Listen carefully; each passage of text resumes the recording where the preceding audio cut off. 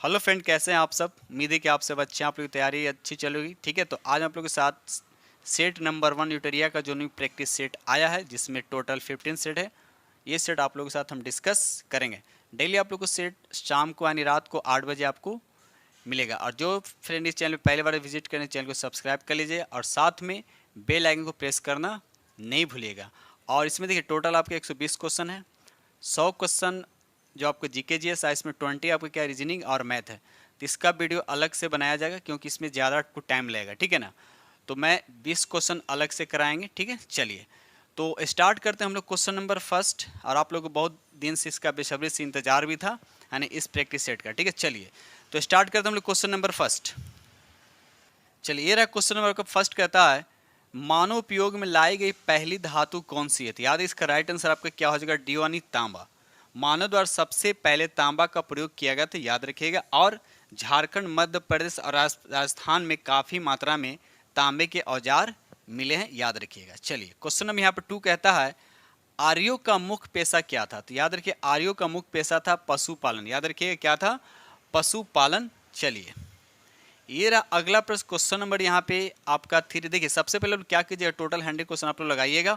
और 100 में आप लोग कितने करते हैं कमेंट्स में जरूर बताइए कि 100 क्वेश्चन में आप कितने सही करते हैं। ठीक है, चलिए तो क्वेश्चन नंबर यहाँ पर 3 आपको दिख रहा है कि मौर्य राजवंश की स्थापना किसने की थी। बिल्कुल इजी क्वेश्चन है, तो याद रहे इसका राइट आंसर आपका बी हो जाएगा, चंद्रगुप्त मौर्य। याद है कि चंद्रगुप्त मौर्य ने मौर्य वंश की स्थापना किया था। ठीक है, और इससे पहले किस वंश का था, तो याद रखिए नंद वंश का, जिसको अंतिम शासक घनानंद को चंद्रगुप्त मौर्य ने क्या किया था, हरा दिया था। ठीक है, चलिए आगे बढ़ते हम लोग क्वेश्चन नंबर यहाँ पर 4।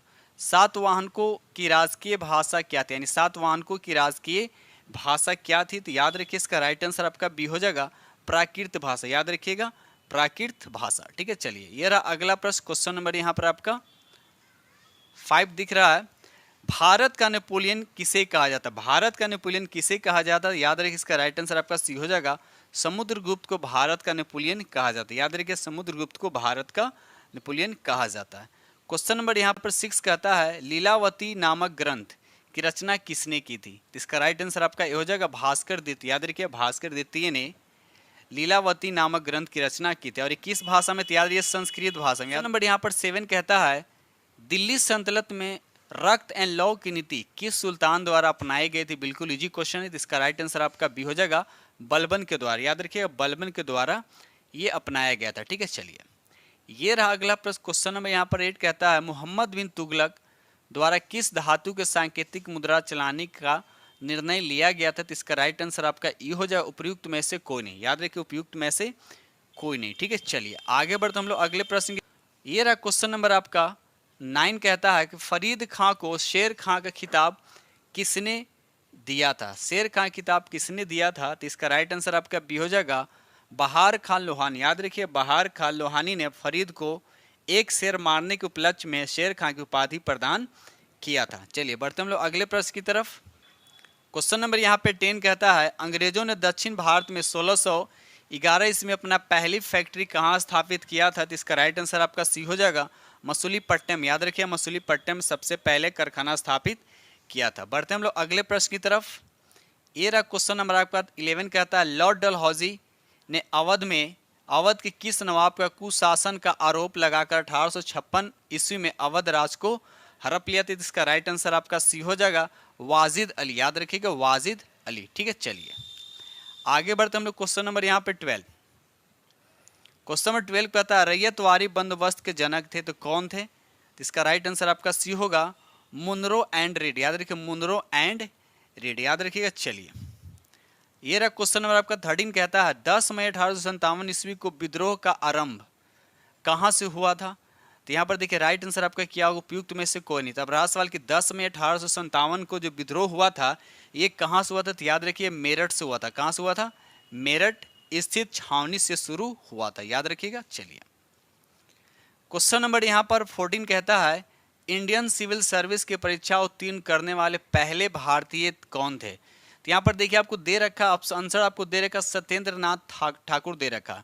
लेकिन ठीक है ना, आप कमेंट्स में बताइए क्या ये सही। तो कहीं तो सत्येंद्र नाथ टैगोर लिखा रहता है, ठीक, कहीं सत्येंद्र नाथ टैगोर लिखा था। भारतीय सत्येंद्र नाथ ठाकुर जो हैं रविन्द्रनाथ ठाकुर के ये बड़े भाई हैं। ठीक है ना, तो यहाँ पर किसी आप गूगल पे सर्च किया तो ये सत्येंद्रनाथ टैगोर लिखता है। तो आप कमेंट बताइए इसका राइट आंसर क्या होगा। ठीक है, चलिए क्वेश्चन नंबर 15 कहता है पंचारण सत्याग्रह किस वर्ष शुरू हुआ? तो बिल्कुल इजी क्वेश्चन, कितना बार डिस्कस हो चुका है। तो याद है इसका राइट आंसर आपका बी हो जाएगा, 1917 में शुरू हुआ है। और ये पंचारण सत्याग्रह कहाँ थे? बिहार में। और साथ साथ ये भी याद रखिएगा भारत में महात्मा गांधी द्वारा सत्याग्रह का पहला प्रयोग चंपारण आंदोलन के दौरान शुरू हुआ, याद रखिएगा। चलिए आगे बढ़ते हम लोग अगले प्रश्न की तरफ। क्वेश्चन नंबर यहाँ पर 16, क्वेश्चन नंबर 16 कहता है कि गांधी जी अपना राजनीतिक गुरु किसे मानते थे? तो इसका राइट आंसर आपका बी हो जाएगा, गोपाल कृष्ण गोखले को अपना राजनीतिक गुरु मानते थे। ठीक है, चलिए देखिए क्वेश्चन बहुत प्यारा सा क्वेश्चन है 17, चौरी चौरा कांड कब हुआ था? तो इसका राइट आंसर आपका बी हो जाएगा, 4 फरवरी 1922 को हुआ था। गोरखपुर जिले ने के चौरा चौरी थाने को उग्र भीड़ ने जला दिया, जिससे 22 पुलिसकर्मी की मृत्यु हो गई थी, याद रखिएगा। ऐसे दुखी होकर महात्मा गांधी ने क्या किए कि 12 फरवरी 1922 को असहयोग आंदोलन को स्थगित कर दिए थे। ठीक है, तो इस तरह से फैक्ट आप याद रखिएगा।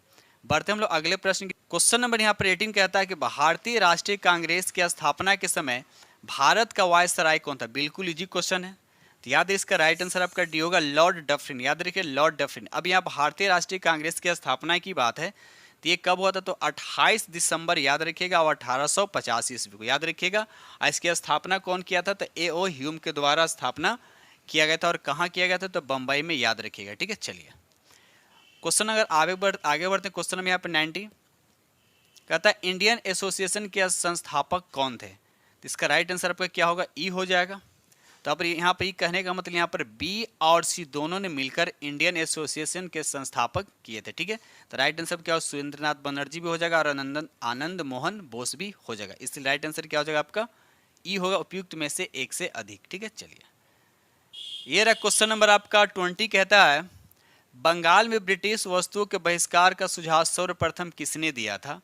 तो इसका राइट आंसर आपका बी हो जाएगा, कृष्ण कुमार मित्र ने। याद है कृष्ण कुमार मित्र ने बंगाल में ब्रिटिश वस्तुओं के बहिष्कार का सुझाव दिया था। ठीक है, चलिए आगे बढ़ते हम लोग। क्वेश्चन नंबर 21 कहता है अखिल भारतीय मुस्लिम लीग की स्थापना किस वर्ष हुई? बिल्कुल इजी क्वेश्चन, याद है इसका राइट आंसर आपका ये हो जाएगा 1906 में। डेट याद रखिए 30 दिसंबर 1906 को, याद रखिएगा 30 दिसंबर 1906 को। ठीक है, चलिए ये रहा अगला प्रश्न। क्वेश्चन नंबर यहाँ पर 22 कहता है निम्नलिखित में से किसने मित्र मेला संघ की शुरुआत की थी? इसका राइट आंसर आपका बी हो जाएगा, विनायम दामोदर सावरकर ने शुरुआत की थी। ठीक है, याद रखिएगा। और ये कब की थी? तो याद रखिए 1899 में किए थे। ठीक है, चलिए ये रहा अगला प्रश्न। क्वेश्चन नंबर 23 कहता है एक वर्ष में स्वराज का नारा गांधी जी द्वारा किस आंदोलन के दौरान दिया गया था? तो इसका राइट आंसर आपका ए हो जाएगा, असहयोग आंदोलन के दौरान दिया गया था। अब असहयोग आंदोलन जो है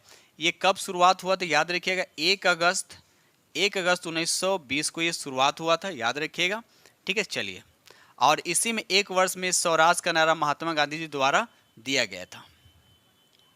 क्वेश्चन नंबर यहाँ पर 22 कहता है भारत विभाजन के समय कांग्रेस का अध्यक्ष कौन था? तो इसका राइट आंसर आपका बी हो जाएगा, जेबी कृपलानी, याद रखिएगा जेबी कृपलानी। साथ साथ भी याद रखिएगा भारत विभाजन और स्वतंत्रता प्राप्ति के समय भारतीय राष्ट्रीय कांग्रेस के अध्यक्ष कौन थे? जेबी कृपलानी, याद रखिएगा। चलिए आगे बढ़ते हम लोग अगले प्रश्न की तरफ।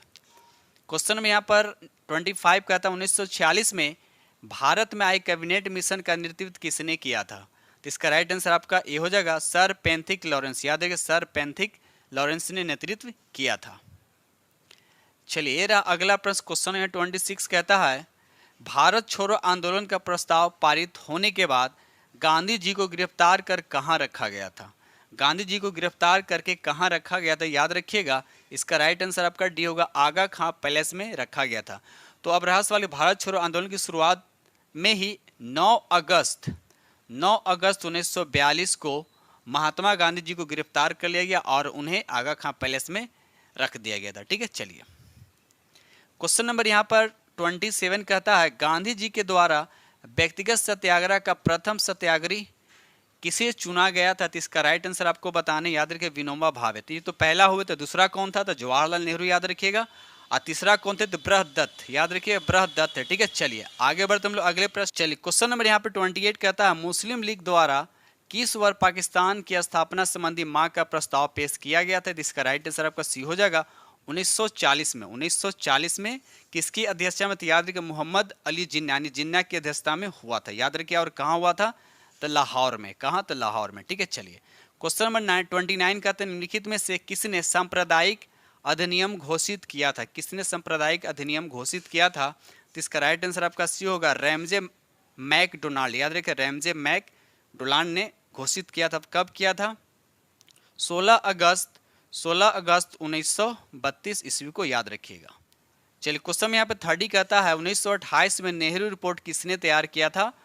तो यहाँ पर राइट आंसर आपका होगा ई हो जाएगा। इस तो वो किसने मिलकर तैयार किया था? इसका राइट तो कौन कौन? तो याद रखिए JN नेहरू और ML नेहरू ने मिलकर तैयार किया था। ठीक है, चलिए बढ़ते हम लोग अगले प्रश्न की तरफ। क्वेश्चन नंबर 31 वर्ष 1919 में अखिल भारतीय खिलाफत सम्मेलन का अध्यक्ष किसे चुना गया? तो याद है इसका राइट आंसर आपका बी हो यानी महात्मा गांधी को चुना गया था। ठीक है, चलिए आगे बढ़ते हम लोग अगले प्रश्न की तरफ। यह रहा क्वेश्चन नंबर 32 निम्नलिखित में कौन भारत का एकमात्र यहूदी वायसराय था? तो याद रखिए इसका राइट आंसर आपका डी हो जाएगा लॉर्ड रीडिंग। याद रखिए लॉर्ड रीडिंग याद रखिएगा। और ये 1921 से 1926 तक इनका कार्यकाल था। अब इन्हीं के समय बहुत सारे घटना घटे जैसे स्वराज पार्टी की स्थापना, काकोरी कांड, चौरा चौरी की घटना, सब इन्हीं के कार्यकाल में संपन्न हुआ था ये सब। ठीक है, चलिए यहाँ पर 33 कहता है कि 17वां प्रवासी भारतीय दिवस समारोह का आयोजन कहाँ किया गया था? याद इसका राइट आंसर सी होगा यानी इंदौर में। तो अब ये 17वां प्रवासी दिवस क्या था? याद रखिए 2003 से मनाया जा रहा है। 9 जनवरी 1915 को महात्मा गांधी दक्षिण अफ्रीका से भारत वापसी की याद में 9 जनवरी को मनाया जाता क्या? प्रवासी दिवस। ठीक है, तो याद रखिएगा। चलिए बढ़ते हम लोग अगले प्रश्न की तरफ। क्वेश्चन में अब 34 कहता है भारत के पहले और विश्व के दूसरे इन्फेक्टी रिसर्च सेंटर और संग्रहालय का उद्घाटन किया गया तो कहाँ किया गया? इसका राइट आंसर पर डी हो यानी मध्य प्रदेश में किया गया। ठीक है, चलिए क्वेश्चन में 35 कहता है द लाइट वी कैरी पुस्तक के लेखक कौन है? तो इसका राइट आंसर आपका बी हो जाएगा मिशेल ओबामा। याद रखिएगा मिशेल ओबामा।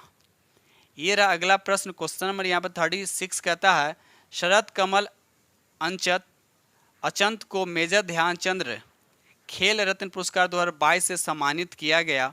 यह सम्मान उन्हें किस खेल के असाधारण उपलब्धियों के लिए प्रदान किया? तो याद है इसका राइट आंसर आपका बी हो जाएगा टेबल टेनिस। याद रखिएगा टेबल टेनिस। ठीक है, चलिए आगे बढ़ते हम लोग अगले प्रश्न की तरफ। क्वेश्चन नंबर यहाँ पे 37 कहता है प्रधानमंत्री नरेंद्र मोदी द्वारा नवंबर 2022 को डोनियाई पोलो ग्रीन फील्ड हवाई अड्डे का उद्घाटन किया गया। यह हवाई अड्डा किस राज्य में? यह आपसे पूछा है। तो याद है इसका राइट आंसर आपका सी हो जाएगा अरुणाचल प्रदेश में। याद रखिए अरुणाचल प्रदेश में। क्वेश्चन नंबर 38 कहता है किस राज्य में भारत उज्बेकिस्तान द्विवार्षिक सैन्य अभ्यास यानी दस्तलिक 2023 का आयोजन किया गया? तो इसका राइट आंसर पर डी हो यानी उत्तराखंड में। याद रखिएगा उत्तराखंड में। ठीक है, चलिए ये रहा अगला प्रश्न। क्वेश्चन नंबर 39 कहता है मुख्यमंत्री आवासीय भूमि अधिकार योजना किस राज्य में शुरू किया गया यानी की गई है? तो याद है इसका राइट आंसर आपका डी हो जाएगा मध्य प्रदेश में की गई। तो कमेंट सेक्शन में बताइए कि मध्य प्रदेश का अभी सीएम कौन है। ठीक है, चलिए क्वेश्चन में 40 कहता है मार्च 2023 में सरस्वती सम्मान 2023 से किसे सम्मानित किया गया? तो याद इसका राइट आंसर आपका ये हो जाएगा शिव शंकरी को। याद रखिए शिव शंकरी को मार्च 2023 में सरस्वती सम्मान 2023 के लिए सम्मानित किया गया। बढ़ते हम लोग अगले प्रश्न की तरफ। क्वेश्चन नंबर 46 कहता है ओणम मुख्य रूप से किस राज्य में मनाया जाने वाला कृषि फसल उत्सव है? तो याद रखिए इसका राइट आंसर आपका सी हो जानी केरल। याद रखिएगा राइट आंसर क्या हो जाएगा इसका? केरल हो जाएगा। ठीक है, चलिए बढ़ते हम लोग अगले प्रश्न की तरफ। क्वेश्चन नंबर 47 कहता है पड़ोसी देश भूटान के साथ कितने भारतीय राज्य सीमा साझा करते हैं? याद रखिए भारतीय राज्य साझा सीमा जो है कितने साझा करते हैं? क्वेश्चन नंबर 47 कहता है पड़ोसी देश भूटान के साथ कितने भारतीय राज्य सीमा साझा करते हैं? याद है इसका राइट आंसर आपका बी यानी 4 राज्य। याद रखिए 4। तो 4 राज्य में कौन कौन सा? असम हो जाएगा, अरुणाचल प्रदेश हो जाएगा, उसके बाद पश्चिम बंगाल हो जाएगा और सिक्किम। ये 4 राज्य जो हैं जो भूटान के साथ क्या करता है? सीमा साझा करता है। ठीक है, चलिए क्वेश्चन में 48 कहता है निम्नलिखित में कौन ग्रीन हाउस गैस का उदाहरण नहीं? तो इसका राइट आंसर आपका सी हुआ नाइट्रिक ऑक्साइड। देखिए नाइट्रिक ऑक्साइड लिखा हुआ है यहाँ पे, नाइट्रस होता तो वह ग्रीन हाउस गैस का उदाहरण हो जाता। बाकी जलवाष्प कार्बन डाइऑक्साइड, क्लोरोफॉर्म और नाइट्रस ऑक्साइड, ये जो है आपका ग्रीन हाउस गैस का उदाहरण है। ठीक है, चलिए क्वेश्चन नंबर 49 कहता है निम्न में से किस शहर को जापान का पीट्सबर्ग कहा जाता है? तो इसका राइट आंसर आपका सी होगा ना, यवाटा को कहते हैं। यवाटा को क्या कहते हैं? जापान का पीट्सबर्ग कहा जाता है। उसी तरह से ओसाका को जापान का मैनचेस्टर कहा जाता है, और नायोगा का, नागोया को क्या कहता है? जापान का डेट्राइट्स कहा जाता है। याद रखिएगा। चलिए बढ़ते हम लोग अगले प्रश्न की तरफ। क्वेश्चन नंबर 50 कहता है विश्व में हिंदी दिवस कब मनाया जाता है? विश्व में हिंदी दिवस कब मनाया जाता है? याद रखिए 10 जनवरी को ये मनाया जाता है। याद रखिए 10 जनवरी को विश्व में हिंदी दिवस मनाया जाता है। ठीक है, चलिए क्वेश्चन नंबर 51 कहता है स्वपोषी पादपों में भोजन बनाने के लिए आवश्यक है, तो क्या आवश्यक है? तो इसका राइट आंसर आपका ई हो जाएगा, अनुप्रयुक्त में से एक से अधिक। तब देखिए स्वपोषी यानी जितने भी हरे प्लांट की बात किया जो खुद से खाना बनाते हो, किसी पे डिपेंड नहीं होते हैं, तो क्लोरोफिल की भी जरूरत है, कार्बन डाइऑक्साइड की भी जरूरत है यानी जल की भी जरूरत है, और सूर्य प्रकाश की भी जरूरत है। अब मैग्नीशियम किस में होता है? क्लोरोफिल में होता है। तो कुल मिलाकर ऑल ऑफ दीज हो जाएगा, यानी उपयुक्त में से एक से अधिक। ठीक है, चलिए क्वेश्चन नंबर यहाँ पर 52 कहता है इनमें से किसके द्वारा अमीबा भोजन ग्रहण करता है? तो इसका राइट आंसर आपका सी यानी कुटपाद के द्वारा क्या करता है? अमीबा जो भोजन को ग्रहण करता है। ठीक है, चलिए बढ़ते हम लोग अगले प्रश्न की तरफ। क्वेश्चन में 53 कहता है यहाँ पे, ये 53 आपको मिलान करना। देखिए मछली जो है वो किससे सांस लेता है? तो मछली के लिए क्या हो जाएगा आपका? गिल होगा, यानी ए का हो जाएगा आपका 3। तिलचट्टा के लिए ट्रेकिया हो जाएगा, यानी बी का हो जाएगा आपका 1। और सी के लिए मेढक, मेढक क्या से होता है? यहाँ पर हो जाएगा त्वचा, यानी सी हो जाएगा आपका 4, यानी 3, 1, 4। तो 3, 1, 4 किस ऑप्शन में? तो आपका बी ऑप्शन में। किस ऑप्शन में? तो यहाँ पर आपका बी ऑप्शन दिख रहा है। ठीक है, चलिए बढ़ते हम लोग अगले प्रश्न की तरफ। क्वेश्चन नंबर 54 कहता है एक कोशिकीय सवालों में जल का परिवहन किसके द्वारा होता है? तो याद है इसका राइट आंसर आपका बी हो, यानी विसरण के द्वारा होता है। याद रखिए विसरण के द्वारा होता है। क्वेश्चन नंबर 55 कहता है निम्न में कौन सा कथन आपका असत्य है ये बताना? तो याद है इसका राइट आंसर आपका बी हो जाएगा, पश्चिम मस्तिष्क में 5 पिंडों में यानी 5 खंडों में बटा होता है। तो नहीं, पश्चिम मस्तिष्क नहीं होता, बल्कि अग्र मस्तिष्क जो होता है, अग्र मस्तिष्क जो है 5 खंडों में बटा होता है। याद रखिए 5 खंडों में बटा होता है। ठीक है, चलिए आगे बढ़ते हम लोग अगले प्रश्न की तरफ। चलिए क्वेश्चन नंबर यहाँ पर 56 कहता है इनमें से बुद्धि और चतुराई केंद्र है, तो बताने से बुद्धि और चतुराई केंद्र कौन होता है? तो याद है इसका राइट आंसर आपका सी हो जाएगा, यानी सेरिब्रम। याद रखिएगा सेरिब्रम। सेरिब्रम जो ये अग्र मस्तिष्क का एक भाग होता है जिसमें बुद्धि और चतुराई का केंद्र होता है। उस क्वेश्चन नंबर यहाँ पे 57 कहता है कि अलैंगिक जनन की विधि, तो बताने कि अलैंगिक जनन की विधि किसके द्वारा होता है? तो याद है विखंडन के द्वारा भी होता है, मुकुलन के द्वारा भी होता है, बीजाणु जनन के द्वारा भी होता है, आदि विभाजन के द्वारा होता है। यानी राइट आंसर आपका क्या हो जाएगा? ई हो जाएगा, उपयुक्त में से एक से ज़्यादा। कमेंट सेक्शन में बताइए कि अमीबा जो है, अमीबा का अलैंगिक जनन किस विधि से होता है?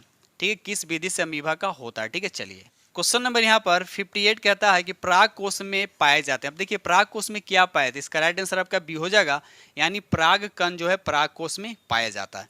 क्वेश्चन नंबर 59 देखिए बहुत अच्छा क्वेश्चन है। ठीक है, चलिए कहता है रेटिना, नेत्र के रेटिना पर किसी वस्तु के बने प्रतिबिंब की प्रकृति कैसी होती है? तो सबसे पहली बात याद है रेटिना पे जो भी प्रतिबिंब बनता है वो वास्तविक बनता है, और वास्तविक प्रतिबिंब क्या होता है? उल्टा होता है। तो याद रखिएगा वास्तविक बनता है, उल्टा बनता है और छोटा बनता है। याद रखिएगा। चलिए और किसी भी वस्तु का प्रतिबिंब जो है कहाँ बनता है? तो रेटिना पर बनता है। याद रखिएगा। चलिए आगे बढ़ते हम लोग अगले प्रश्न की तरफ। क्वेश्चन नंबर यहाँ पर 60 कहता है जब किसी तार में विद्युत धारा प्रवाहित होती है तो सर्वप्रथम गतिशील कण होते हैं, तो सबसे पहले कौन गतिशील होता है? तो इसका राइट आंसर आपका ए हो जाए इलेक्ट्रॉन। इलेक्ट्रॉन क्या होता है? गतिशील होता है। यानी इलेक्ट्रॉन सबसे पहले क्या होता है? गतिशील होता है, और ये क्या करता है? ऋण ध्रुव से धन ध्रुव की ओर प्रवाहित होता है। क्वेश्चन में यहाँ पे 61 कहता है कि सौर पैनल बनाए। अब देखिए सौर पैनल क्या है? तो सौर पैनल एक ऐसा युक्ति है जो सूर्य में जो प्रकाशीय ऊर्जा होता है उसको विद्युत ऊर्जा में परिवर्तित किया जाता है। तो अब कह रहा है कि सौर पैनल बनाया जाता है, तो इसका राइट आंसर आपका क्या हो जाएगा?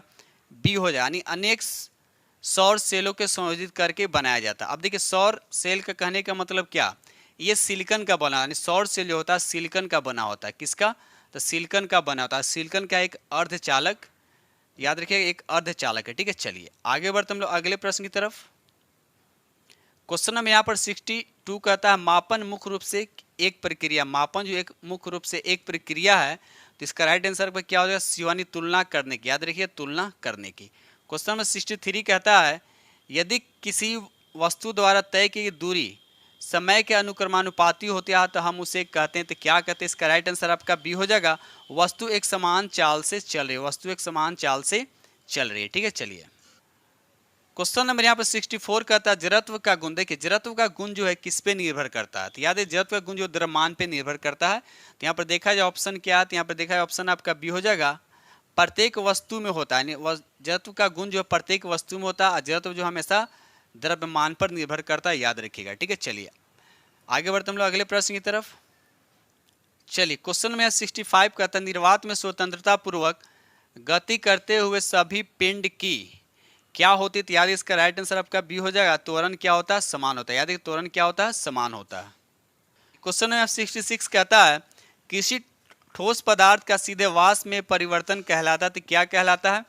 इसका राइट आंसर आपका डी हो जाएगा, यानी ऊर्ध्वपातन कहते हैं। इसको सब्लिमेशन भी कहा जाता है, याद रखिएगा, सब्लिमेशन भी कहा जाता है। अब इसमें क्या क्या आता है? तो अमोनिया क्लोराइड, इसको नौसादर भी कहा जाता है, आयोडीन भी आता है, ठीक है, कपूर भी आता है, या ड्राई बर्फ बिल्कुल, यानी इसको क्या बोलते हैं? कार्बन डाइऑक्साइड को बोलते हैं क्या? ड्राई आइस भी बोलते हैं। तो ये सब क्या आपका सीधा जो ठोस से क्या होता है? गैस में कन्वर्ट होता है। ठीक है, चलिए क्वेश्चन नंबर 68 कहता है कैथोड किरणों में क्या उपस्थित होता है? तो याद है इसका राइट आंसर आपका ए हो जाएगा, यानी इलेक्ट्रॉन उपस्थित होता है, याद रखिए। चलिए क्वेश्चन नंबर 69 कहता है ये आपको दे रखा है कार्बन का, ठीक है ना, कार्बन के एक परमाणु में मूलभूत कणों की कुल संख्या पूछा, तो कुल कितने कण होते हैं? तो प्रोटॉन होता है, इलेक्ट्रॉन होता है, न्यूट्रॉन होता है। तो आप दे रखा है यहाँ देखिए ये 6 लिखा है, यहाँ पर 14 लिखा होता है। ये जो 6 हो गया आपका, ये होता है परमाणु संख्या। तो परमाणु संख्या प्रोटॉन की संख्या क्या होता है? बराबर होता है। तो प्रोटॉन की संख्या कितना हो जाता है? ये भी 6 हो जाएगा, तो इलेक्ट्रॉन भी 6 हो जाएगा, क्योंकि दोनों आपस में बराबर होते हैं। और न्यूट्रॉन निकालने के लिए 14 में से 6 को माइनस करें तो 8 हो जाएगा। अब कहता है यहाँ पर क्या कुल संख्या पूछा, तो तीनों को क्या करेंगे? ऐड करें, तो ऐड करने पे कितना आएगा? तो 20 आएगा। याद रखिए राइट आंसर आपका क्या हो जाएगा? आपका डी हो जाएगा। ठीक है, चलिए क्वेश्चन नंबर 70 कहता है समुद्र में कौन सा लवण सबसे अधिक मात्रा में पाया? तो बिल्कुल इजी क्वेश्चन है, याद रखिएगा, यहाँ पर सोडियम क्लोराइड होगा, राइट आंसर आपका हो जाएगा। क्वेश्चन नंबर 71 कहता है निम्नलिखित में किस धातु को केरोसिन में डुबाकर रखा जाए? बहुत बार क्वेश्चन डिस्कस कर चुके हैं, तो याद रखिएगा सोडियम। याद रखिए सोडियम, साथ साथ क्या होता है? पोटासियम और लिथियम को भी याद रखिएगा, ये सब को केरोसिन में डुबोकर रखा जाता है। ठीक है, चलिए क्वेश्चन नंबर 72 कहता है निम्न में से संविधान के किस नीति निदेशक तत्व पर गांधी जी ने नैतिक दर्शन का प्रत्यक्ष प्रभाव दिखा पड़ता? तो याद इसका राइट आंसर आपका सी हो जाएगा, यानी गोवध पर निषेध। याद रखिए गोवध पर निषेध। ठीक है, चलिए ये रहा अगला प्रश्न। क्वेश्चन नंबर यहाँ पे 73 कहता है कि राष्ट्रपति द्वारा राष्ट्रीय आपात स्थिति की घोषणा किए जाने के बाद किस अवधि तक उसका अनुमोदन संसद के प्रत्येक सदन द्वारा हो जाना चाहिए? तो याद है इसका राइट आंसर आपका ए हो जाएगा, 1 माह के भीतर। याद रखिएगा 1 माह के भीतर। ठीक है, चलिए आगे बढ़ते हम लोग अगले प्रश्न की। क्वेश्चन नंबर यहाँ पर 74 कहता है कि निम्नलिखित में कौन भारत के संसद के दोनों सदनों में से किसी का भी सदस्य नहीं होता? तो याद रहे इसका राइट आंसर आपको को देखिए, भारत के राष्ट्रपति जो है ना, किसी भी संसद के सदस्य का ये सदस्य होना जरूरी नहीं है, लेकिन भारत के प्रधानमंत्री और भारत के वित्त मंत्री को संसद के किसी भी सदस्य का सदन का सदस्य होना अनिवार्य होता है। तो आपसे पूछा क्या है, सदस्य कौन नहीं हो सकता? तो याद रखिएगा भारत के राष्ट्रपति को होना जरूरी नहीं है। तो राइट आंसर आपको देखिए 3 कौन सा, यानी सी ऑप्शन आपका हो जाएगा। ठीक है, चलिए ये रहा क्वेश्चन नंबर आपका 75 कहता है कि संविधान के किस अनुच्छेद में प्राथमिक स्तर पर मातृभाषा में शिक्षा देने की बात की गई थी? इसका राइट आंसर आपको बताना है, क्या होगा? तो याद रखिए इसका राइट आंसर आपका सी हो जाएगा, अनुच्छेद 350 के ए में। याद रखिएगा। तो यहाँ पर 76 कहता है भारत के नियंत्रक और महालेखा परीक्षक की रिपोर्ट की समीक्षा करने वाले संसदीय समिति कौन है?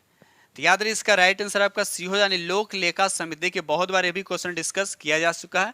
और लोक लेखा समिति में इसके सदस्य की संख्या कितना होता है? तो 22 होता है, जिसमें से 15 होता है कि आपका लोकसभा का और 7 होता है आपका राज्यसभा का। एक और आता है, इससे मिलता जुलता क्वेश्चन आता है प्राक्कलन समिति में। तो कमेंट सेक्शन में बताइए कि प्राक्कलन समिति में कितने सदस्य होते हैं, 30 होते हैं या 25 होते हैं? दोनों। 77 कहता है भारतीय संविधान के किस संशोधन के तहत उच्च न्यायालय के न्यायाधीशों की सेवानिवृत्ति 7 से बढ़ाकर 62 वर्ष कर दी? तो बताना कौन से संविधान संशोधन के तहत। याद रखिएगा इसका राइट आंसर आपका सी यानी 15वें संविधान संशोधन कब हुआ था? तो 1963 में, याद रखिए 1963 में। ठीक है, चलिए क्वेश्चन नंबर 78 कहता है चुनावों के दौरान राजनीतिक दलों और उम्मीदवारों द्वारा अनुपालन किए जाने वाले आदर्श आचरण संहिता है। तो याद है इसका राइट आंसर क्या हो जाएगा? तो डी हो जाएगा। लोक प्रतिनिधित्व अधिनियम 1951 में निर्विदिष्ट नियम के अकॉर्डिंग। ठीक है, चलिए आगे बढ़ते हम लोग अगले प्रश्न की तरफ। क्वेश्चन नंबर 79 कहता है निम्न में से कौन संघ सूची के अंतर्गत नहीं आता? तो याद है इसका राइट आंसर आपका डी हो जाएगा।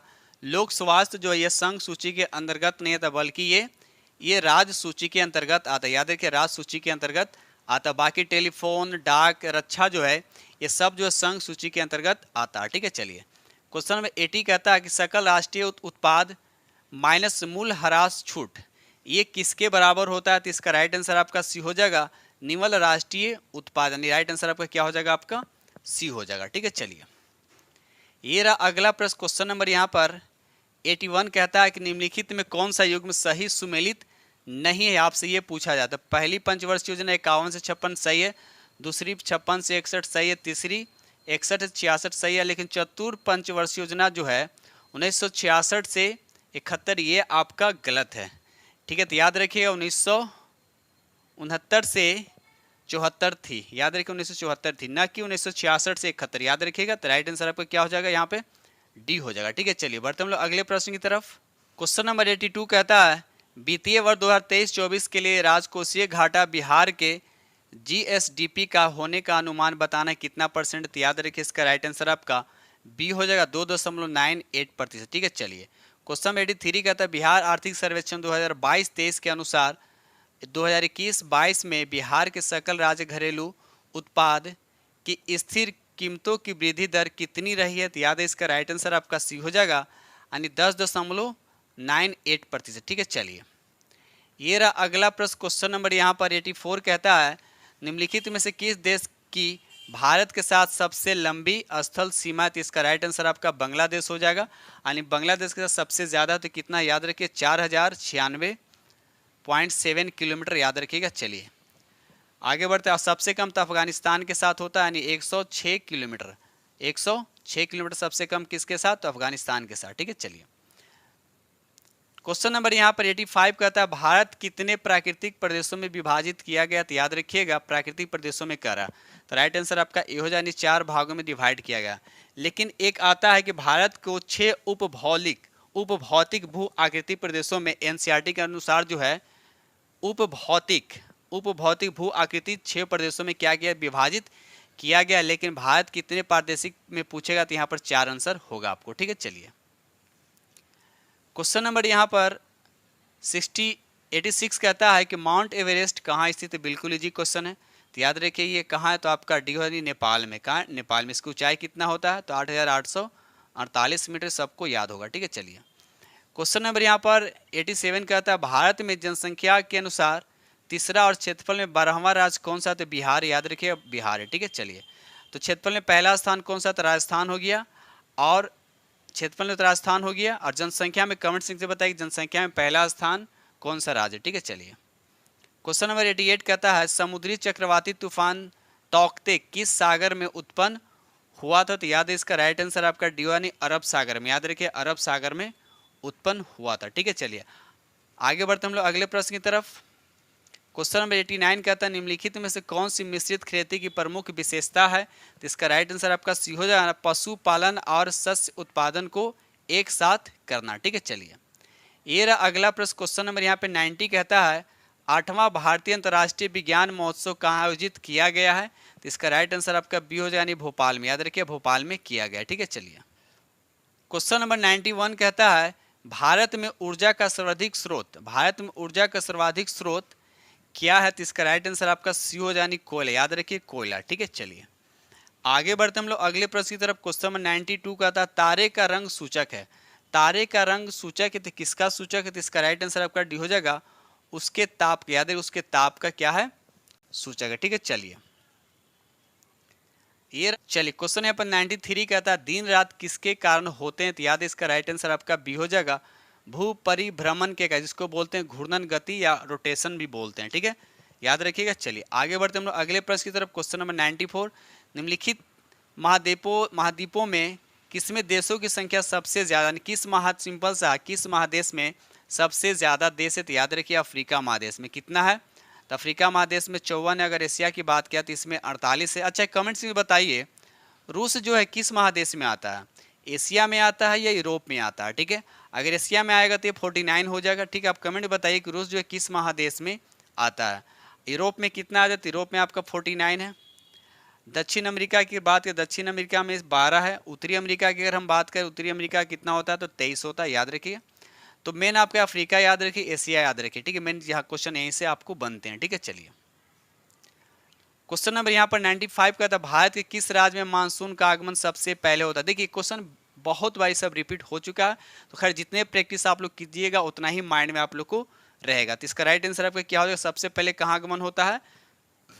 तो केरल में होता है। कहाँ होता है? तो केरल में होता है। दक्षिण पश्चिम मानसून का प्रारंभ भारत के केरल राज्य से शुरू होता है। ठीक है, चलिए क्वेश्चन 96 कहता है हरित क्रांति संबंधित। देखिए हरित क्रांति जो है किससे संबंधित है? इसका राइट आंसर आपका सी हो जाएगा, गेहूं के उत्पादन से। याद रखिए गेहूं के उत्पादन से इस संबंधित है। अब रहा सवाल कि ये भारत में हरित क्रांति की शुरुआत कब हुआ था? तो याद रखिए 1966 से लेकर 67 लिखा जाता है, याद रखिएगा। चलिए 1966 से 67 ये हरित क्रांति है। हरित क्रांति किससे संबंधित है? तो गेहूं के उत्पादन से। ठीक है, चलिए क्वेश्चन नंबर 97 कहता है भारत में सौर ऊर्जा द्वारा संचालित पहला हवाई अड्डा कौन सा? तो इसका राइट आंसर आपका ए हो जानी कोचिन। याद रखिए कोचिन हवाई अड्डा। ठीक है, क्वेश्चन नंबर यहाँ पर 98 कहता है राष्ट्रीय पर्यावरण अभियांत्रिकी शोध संस्थान अवस्थित है। तो आपको बताने की कहाँ अवस्थित है? तो याद रखिए इसका राइट आंसर आपका सी यानी नागपुर में अवस्थित है। याद रखिए नागपुर में अवस्थित है। ठीक है, चलिए बढ़ते हम लोग नेक्स्ट क्वेश्चन की तरफ।